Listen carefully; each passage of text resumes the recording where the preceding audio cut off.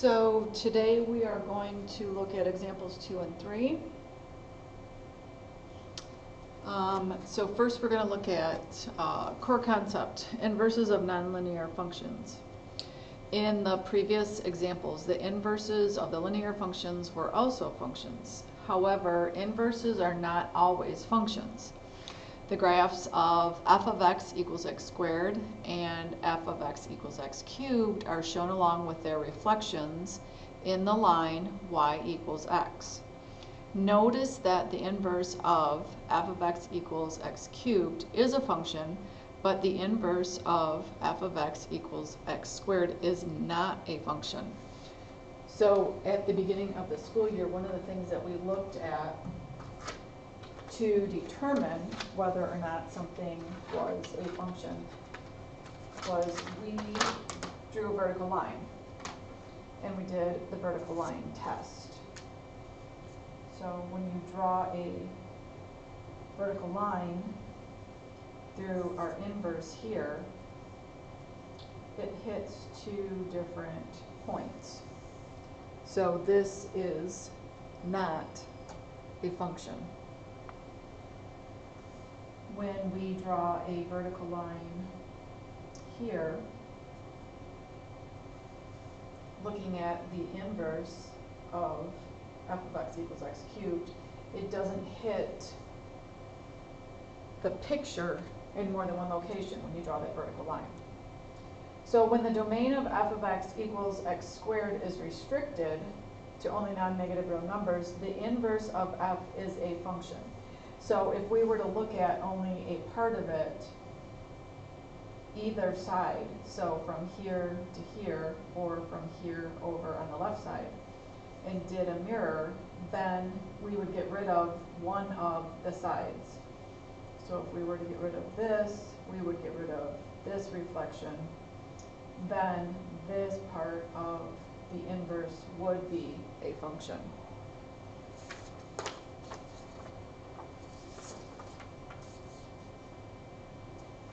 So example 2, finding the inverse of a quadratic function. Find the inverse of f of x equals x squared where x is greater than greater than or equal to 0. Then graph the function and its inverse.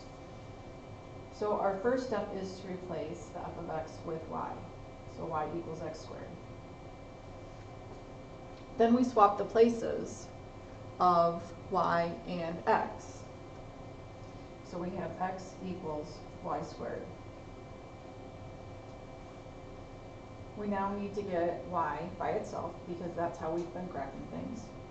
And in order to do that, we take the square root.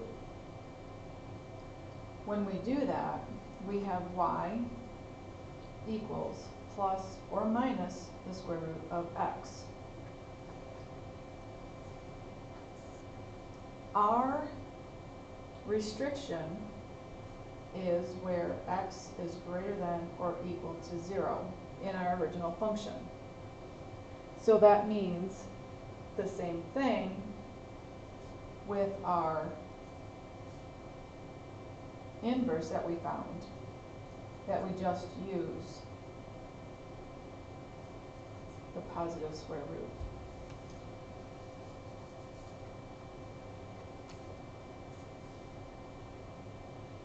So we have our inverse notation, f of inverse of x equals the square root of x.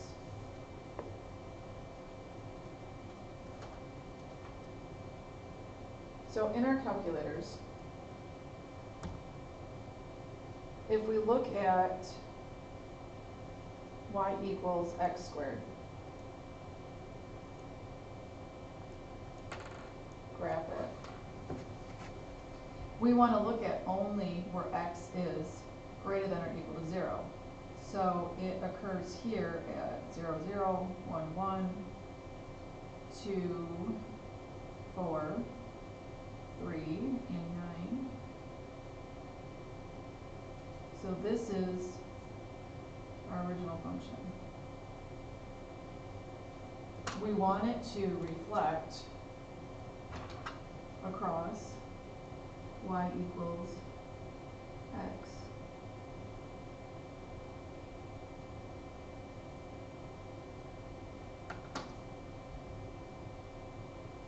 so we'll clear that out. What we want to look at now is y equals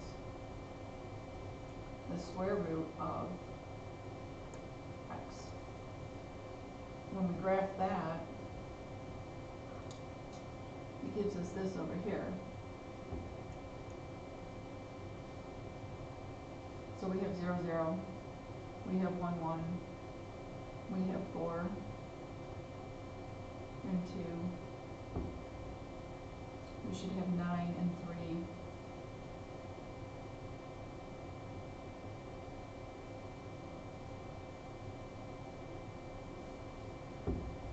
if we had graphed y equals negative square root of x, it would have reflected down here, and that would not have been a reflection of this part of the graph using the restriction that was given to us.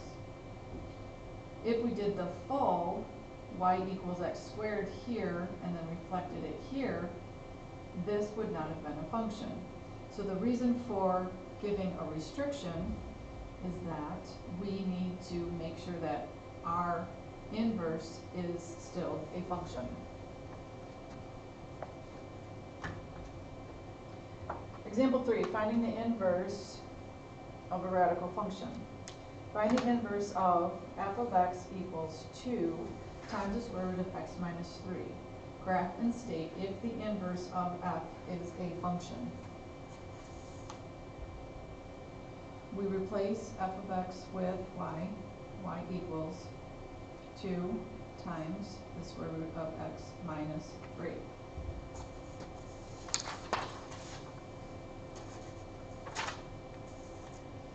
We need to flop places with x and y. So now this becomes x equals 2 times the square root of y minus 3. We need to get y by itself. First thing we need to do is get rid of this 2. The 2 is being multiplied by this radical. So we undo that by dividing both sides by 2. So now we have x over 2 equals the square root of y minus 3.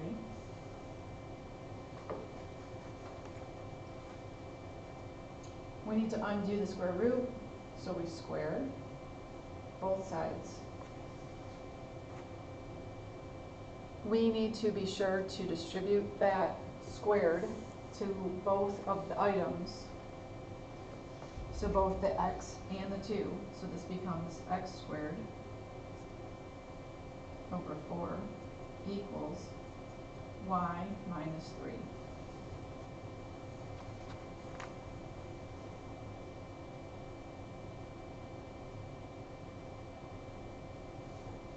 We need to get the y by itself, add 3 to both sides, so we have x squared over 4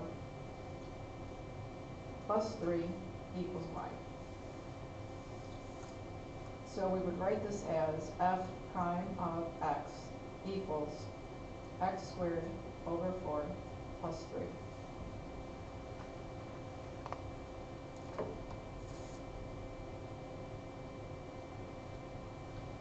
So y equals, let's look at our original.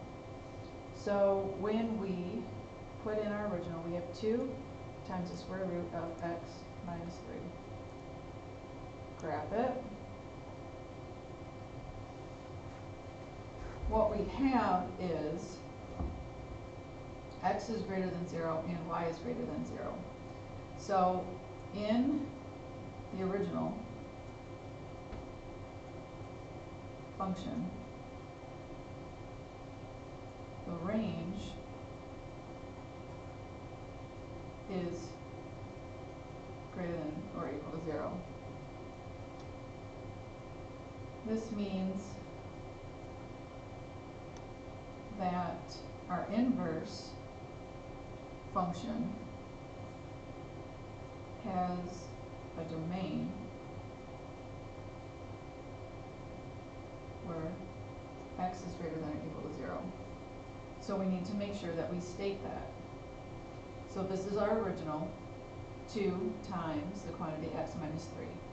Our input is greater than or equal to 0. Our output is greater than or equal to 0. So it starts over here. Notice we have errors when we have values less than 3. So 3, we have 1, 2, 3, and 0. We have 4 and 2. We have 7 and 4. So that's going this way. We want it to reflect along the y equals x. So it needs to reflect here. So we're expecting that our inverse is going to be over here. So y equals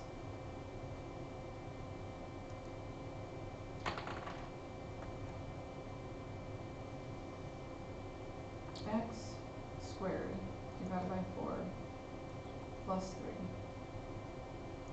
Graph it. So when we graph it, we have values on both sides. On the left side, and we have values over here on the right side. We are not looking at this part because this is where x is greater than or equal to 0. So this is what we need in our domain, and so that is going to be what we look at as far as graphing. So we look at 0 and 3. We look at 2 and 4. We look at 4 and 7.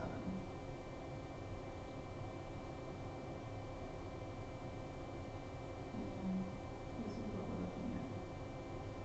And even though that's not a great drawing, that is what our inverse function is.